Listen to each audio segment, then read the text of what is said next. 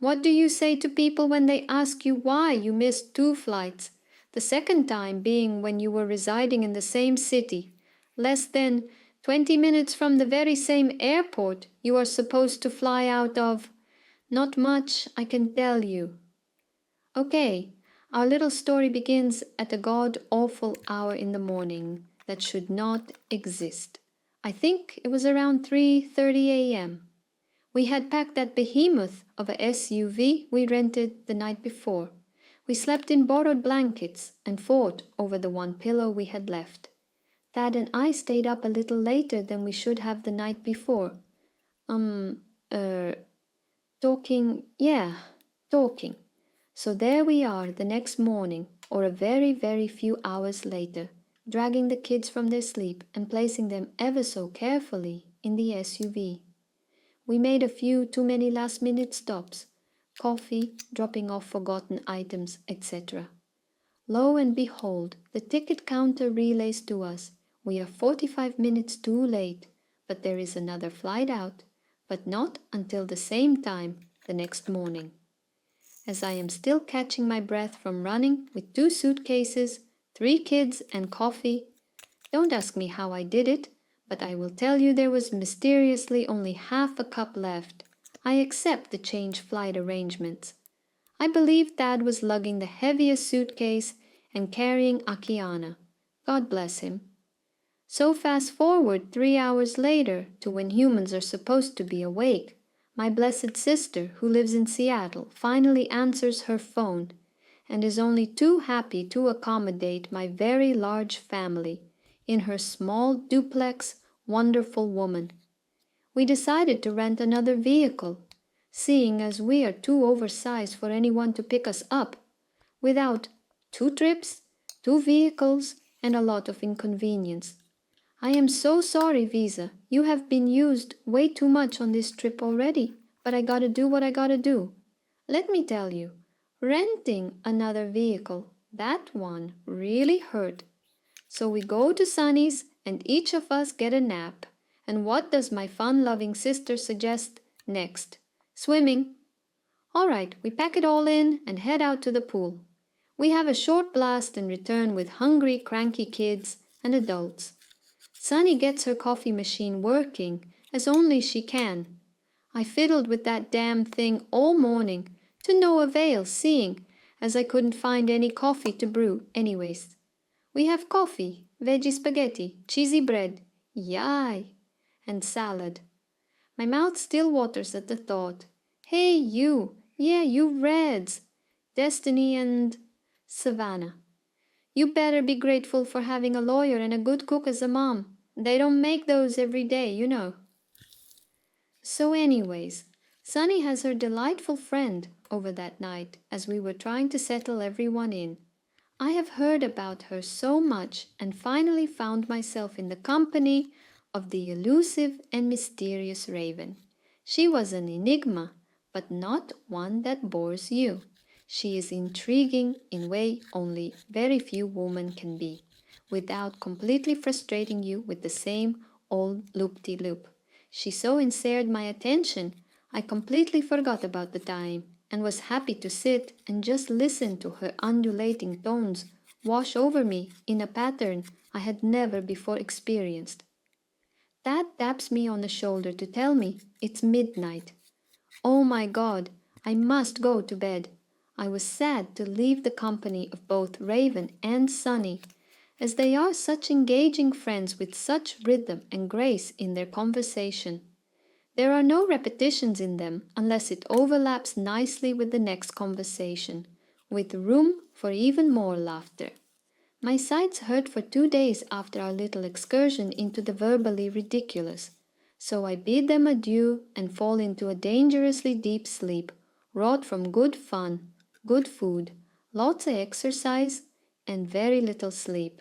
We wake on time. Thad is determined we not miss this flight. He jumps from bed fully clothed and starts rushing around like a madman. I am as slow as molasses on ice. I cannot force my body to go any faster than it is going, although I believe it to be a miracle I can move at all at this moment. The kids are packed as well as all our stuff, so we think. I hug Sunny goodbye, thank her for the good food and company. At this moment, I notice a shirt of mine that was bought for me by our mother when I was around 16, sitting on her dining room table. Sunny is legendary for her ability for not only stealing clothes from siblings, but hiding them from their rightful owner for years before they notice. She should have hid the victims of World War II.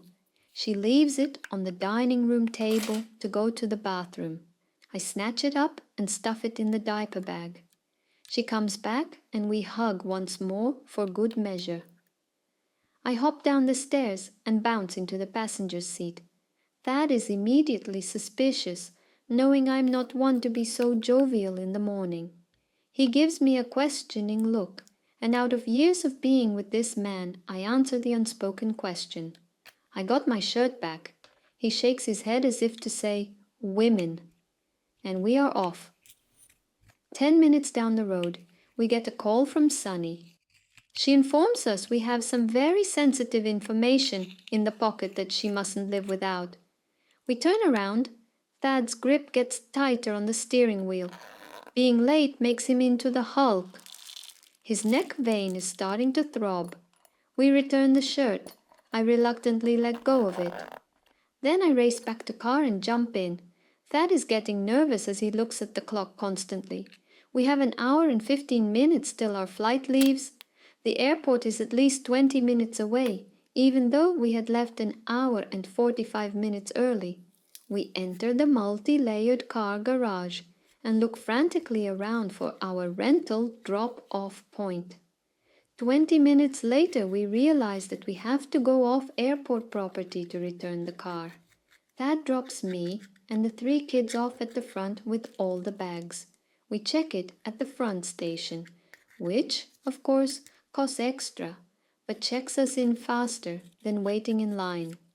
As a side note, I suggest everyone doing this. Even if it costs extra, you do not have to stand in line and wait, but instead, you can go directly to the security checkpoint. Pretty awesome, eh? Anyways, the kids and I are all checked in. Now we wait for Thad to race to the rental place and race back. Well, if you call catching the airport shuttle racing back. We wait at the beginning of the security line because a kind airport employee ushered us to the front when she saw Lara was crying and me struggling to keep our stuff moving with the line while holding Akiana. I wait at the beginning of the line. Finally, I see Thad. We go through security as fast as they make it possible when they are making us take off all our shoes, including the kids' Arrgh! Then we run down the escalators onto the train. We rush up some more escalators and find our gate and run to it. We are all out of breath, panting hard. We're breath, breath, here, don't, breath, breath, leave. The flight attendant escorts us down the ramp and is about to board us when she changes her mind at the door. No, I'm sorry you can't get on, she states calmly. I can see the plane. One small jump and I would be on. I'm holding a baby. What could they really do to me? What? What do you mean I can't get on? I scream, surprised at myself. I thought Thad would be the one to blow, not me. Don't be ridiculous. The plane's right there. Of course we can get on. No, I am sorry if you will follow me. We will see about getting you on the next flight, she states in her unnervingly politest condescending voice. No way! I am getting on that plane, I yell. A man appears behind her and says, Mom, if you would please follow the flight attendant, she will help you from the front. His body is at ease, but his voice has a hint of foreboding in it, almost a warning, like he is ready for me to fight him. I am sorry you were too late. We gave away your seats, says the lady, who is growing more and more annoying by the minute. I am about to bleed from my brain with anger. You can just go and give them away because we were here and you knew we checked in. We'll wait here while you give the people you lied to the bad news about how you screwed up. I say, spreading my legs, ready to stand while she does my bidding. Who do I really think I am kidding? Mom, please let this flight attendant escort you to the front. He says the word escort like it is preferable to what he would like to do. I give. I am shaking. I am so angry. As the lady is leading us back up the ramp, she says something so ridiculously stupid. I am surprised she knows how to walk without pictures of instructions. Well, if you think about it, it's not really our fault you were late. Maybe if you had managed your time better, you would have been on time. At this point, we reach the end of the ramp and I whirl around. Thad steps in front of her. I am sure even the whites of my eyes are blazing with red. He gently takes my elbow and suggests I get something to eat for the kids and points to a nearby restaurant. I did so. Let me just stop right here. I must give praise to my husband. He knows me right from left, inside and out, and when that woman opened her big mouth and poured salt on the wound, I was ready to literally kung fu her ass. Thad, knowing me, switched gears from being upset himself about missing our second plane by helping me to avoid jail for the rest of life. I mean, let's face it, it is hard enough to get away with murder these days without witnesses. And with my children and husband as 4 of them, they would have thrown the book at me. Thank you, Thad, for once again saving me from a life sentence. To that lady, it was one of the luckiest of your life. We were all sitting and eating when Thad came over and told us our next flight would leave at 11 a.m. It is now 5:30 a.m. We eat, which takes only 30 minutes. The time slowly ticks by and the children, being what they are, got restless. Each minute left behind was a small victory. We were called up by the ticket counter and informed that they had booked a connecting flight from Chicago to Indianapolis. We were over the moon with 2 hours to go, 1.5 hours, 1 hour, 1/2 hour, 15 minutes. Then we were in the air, on our way home finally.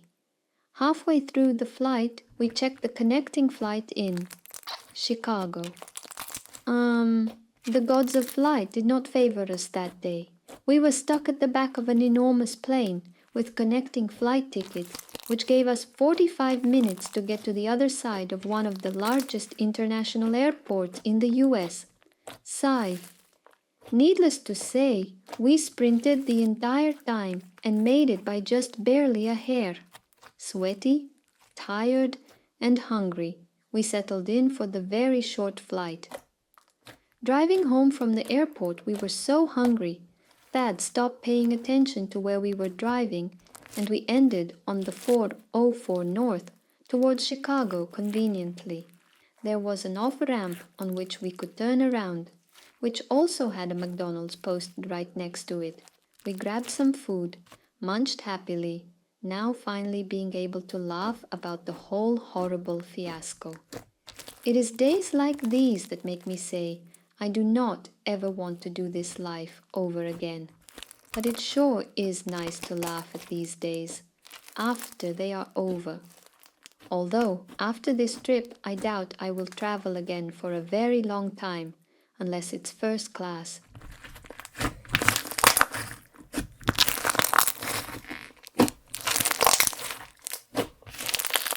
Subscribe to our channel so you don't miss new episodes. Share your stories and impressions in the comments, and maybe your story will become a masterpiece in one of our upcoming videos. Let's dive into the world of slimes and stories together.